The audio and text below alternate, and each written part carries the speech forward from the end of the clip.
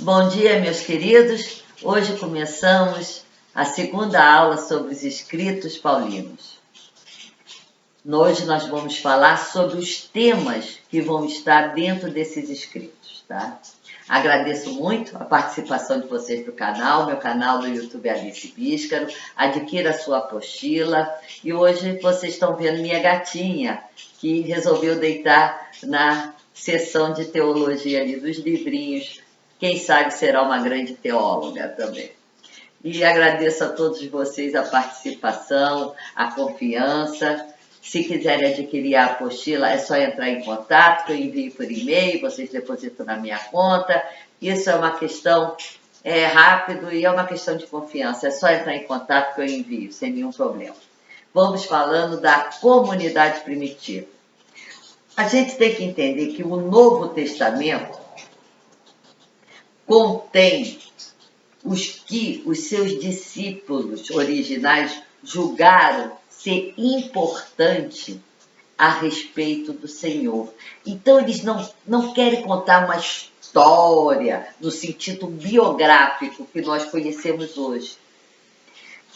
Eles vão transmitir primeiro essa história oralmente e depois que serão escritas, de forma escrita, pelos seus seguidores.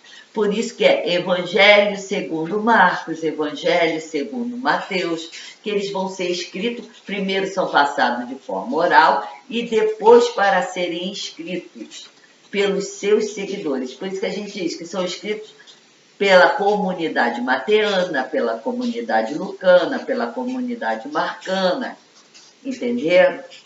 Então, isso é importante primeiro a gente esclarecer. Não são meramente biografia no sentido que nós temos hoje, não tem a ideia. O que o Novo Testamento quer falar?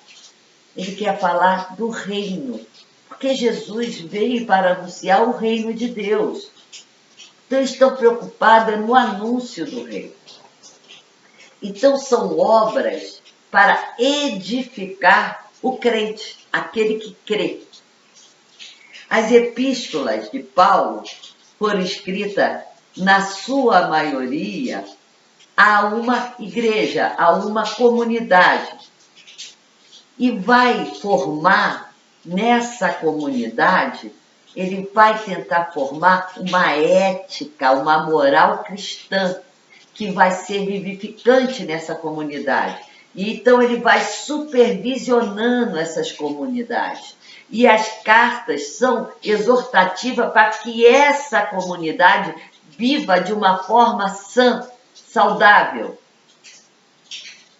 junto aos ensinamentos de Cristo Jesus. Então ele vai dizer que a fé tem que ter uma prática. As tentações têm que ser vencidas. Nós temos que ter fidelidade. E com isso, nós também vivenciamos alguns fracassos. Né? Os convertidos, muitos vão fracassar. E fracassam pelo pecado, pela tentação do pecado. Hoje, nós também fracassamos. E a nossa igreja, por ser tão maravilhosa e tão misericordiosa, nós temos os sacramentos, que são sacramentos que nos reconciliam novamente com Cristo Jesus, para que possamos fazer parte novamente dessa comunidade. Nós vemos também a pregação apostólica. Jesus surge proclamando o reino de Deus, que esse reino estava próximo. Não afirmou abertamente, Jesus não afirma abertamente ser o Messias, mas aceita o título quando lhe foi conferido por seus discípulos. E foi crucificado nesse fundamento.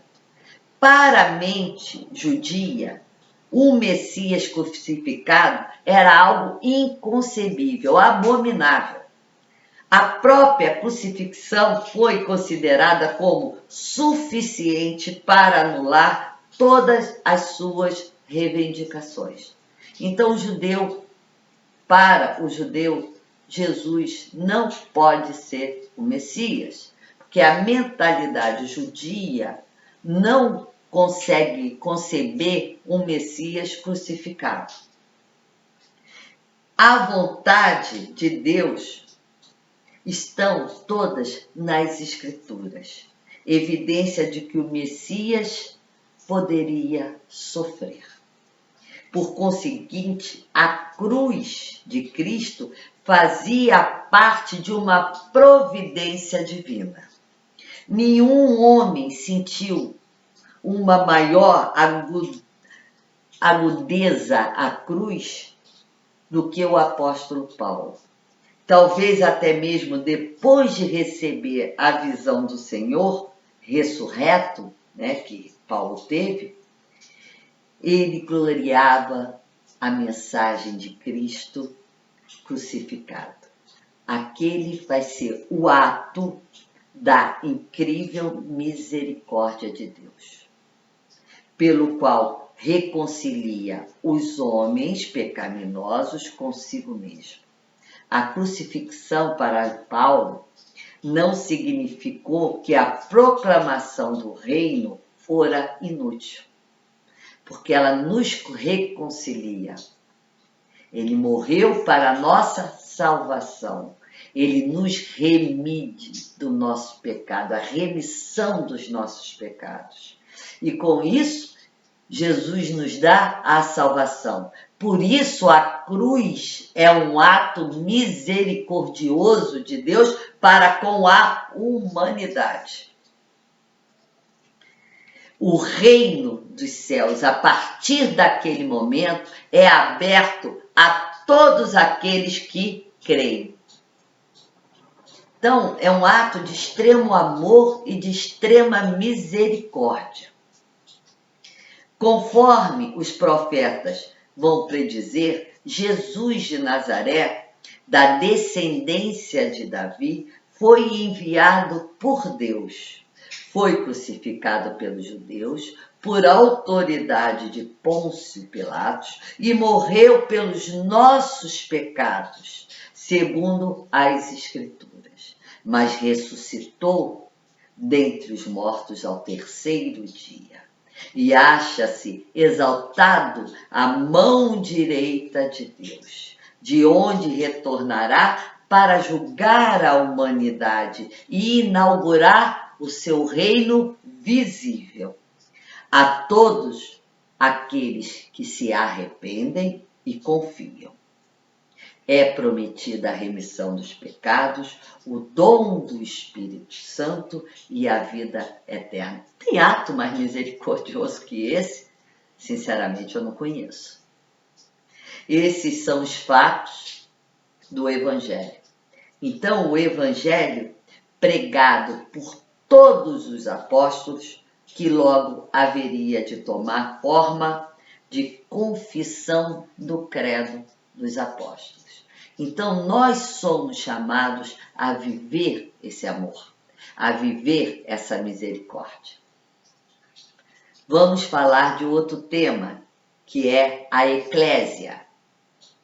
Desde o princípio dos evangelhos, conquistou os crentes. Individualmente são chamados esses crentes de discípulos, irmãos. Por vezes são chamados de eleitos, por vezes são chamados de santos, ou aqueles que iam ser salvos. Coletivamente, esse novo Israel é a Igreja de Deus. Então, nós temos a Igreja como uma comunhão dos santos. E sendo a Igreja a comunhão dos santos, ela não pode tolerar pecados grosseiros entre os seus membros. Então, naquela época das primeiras comunidades, quem tinha pecado era apartado da comunidade. Até que se convertesse, quer dizer, fizesse o seu chuve, a conversão, voltar-se do pecado para novamente ser inserido na comunidade. E até hoje é assim, né? Se nós temos um pecado mortal, nós não podemos fazer parte da comunidade. E a nossa comunidade está toda unida pela Eucaristia. Então, eu primeiro tenho que ter o sacramento da reconciliação, reconciliar-me com Deus e com o irmão a quem pequei, para depois estar novamente no seio da comunidade, participando da Eucaristia, do banquete do Senhor. Então, isso é muito importante, essa noção está contida dentro das primeiras comunidades. Não mudou muita coisa até hoje. Vamos falar agora um outro tema, que é um tema muito bonito, o Espírito Santo. A igreja é também comunhão do Espírito Santo. O livro de Atos, que eu já expliquei desde a primeira aula, que é o livro que vai falar dessa formação das primeiras comunidades, começa com um relato do dom do Espírito no dia de Pentecostes. E, igualmente, em pontos mais adiante, fala sobre a sua concessão a indivíduos de maneiras inesperadas. É o Espírito que vai iniciar uma nova aventura e dirige o crente nos campos missionários, porque cada um tem um dom. Eu tenho o dom de ensinar, o outro vai ter o dom da cura, o outro vai ter o dom da profecia. Então, cada um tem um dom. E não existe dom mais importante que o outro, porque todos são dons do Espírito Santo que nos faz trabalhar em prol da comunidade. Eu posso ter mestrado, doutorado, não importa. Eu não sou mais importante do que a Dona Maria que limpa a minha igreja. Muito pelo contrário. Ela faz um trabalho há 40 anos dentro da nossa paróquia. Então, ela tem uma importância vital. Então, isso que nós temos que entender. Na nossa comunidade, a gente tem que parar com alguns egos. Ah, eu sou coordenadora da pastoral, se sente como fosse presidente de uma multinacional. Isso tem que acabar dentro da nossa igreja. Todos nós somos irmãos. Todos nós servimos a um único Senhor, que é Jesus Cristo. Então, por favor, não façam da igreja um trabalho de engrandecimento próprio. Ali é serviço ao Senhor. Vamos lá. Nas cartas de Paulo, a vida cristã é vida inteira no Espírito Santo. Todos seus dons mediante os quais a igreja é edificação, é pregação, ensino. As curas são operação do Espírito, semelhante às virtudes cristãs distintas, bem como a sua graça e experiência, porque cada um vai ter um dom agraciado e uma experiência própria. Vamos falar agora da vida da igreja. A vida interna da igreja era extremamente intensa e entusiástica. Tinha que ter alegria. A igreja é para ser um lugar alegre, um lugar de felicidade. Não é para ser um lugar de tristeza. Você vai à missa, você tem que ir bonita, limpa, feliz. Porque senão, desculpa, é melhor não ir. Para ir para aparecer, fazer fofoca, falar mal da vida dos outros, fique em casa. Ele reconhece que os crentes cristãos não podem se desligar inteiramente, Paulo vai reconhecer isso, da atividade do mundo. Eu vou beber uma água e já volto.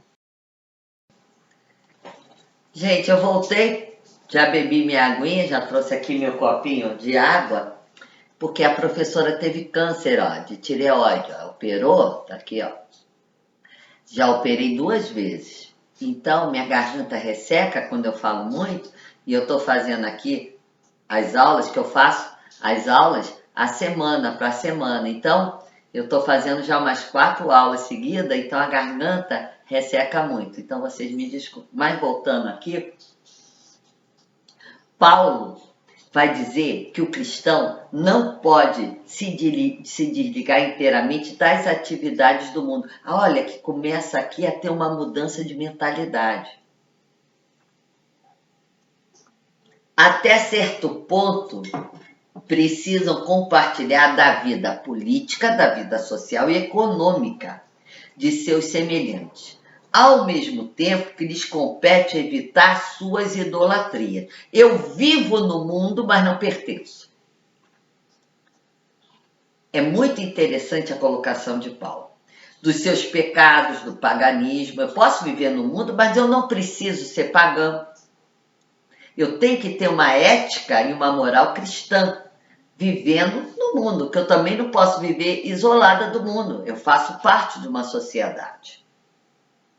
Por enquanto, serão sempre uma minoria, tá certo? Daquele momento. E não pode embalar a esperança de alterar a vida externa das pessoas naquele momento. Nós estamos ainda começando, né? As comunidades. Não obstante, não deve apelar à lei em questão entre si perante os juízes pagãos sobre as questões de propriedade, mas deve ser capaz de encontrar árbitros dentro do seu próprio número, quer dizer, dentro da sua própria comunidade, para resolver as disputas, as lides, de uma maneira fraternal. Então, o amor fraterno entre os irmãos.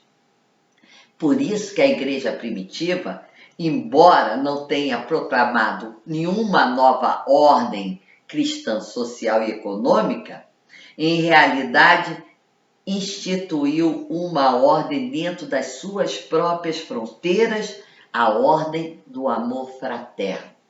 O escravo não era obrigatoriamente libertado, mas era tratado como cristão, como irmão em Cristo. Ele não muda socialmente o sentido da escravidão, mas dentro das comunidades, o escravo é tratado como irmão em Cristo. A viúva, os órfãos, o pobre, o necessitado, o estrangeiro, o perseguido. Olha que lindo! A nossa igreja começa assim. As nossas primeiras comunidades são compostas pelos perseguidos, pelos pobres. Por que hoje nós estamos tão preconceituosos, gente? Isso não é ser cristão. Cristão é ter amor fraterno ao outro. A gente exorta a mudança.